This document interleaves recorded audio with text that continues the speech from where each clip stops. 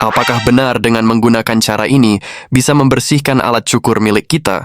Pria ini akan membuktikannya apakah cara itu tadi benar. Pertama, dia menyediakan alat cukur miliknya yang sudah kotor. Setelah itu dia menyediakan sebuah piring dan juga air mineral. Lalu dia menuangkan air tersebut ke dalam piring tadi. Sebelum videonya kita lanjut, kalian pilih Palestina atau Israel? Kalau kalian pilih Palestina, like dan subscribe video ini, lalu tulis di komentar saya cinta Palestina. Lalu dia pun menyelupkan mata mesin cukurnya tadi ke dalam air itu dalam keadaan menyala. Dan ternyata dengan cara itu mesin cukurnya bisa bersih, guys. Wow.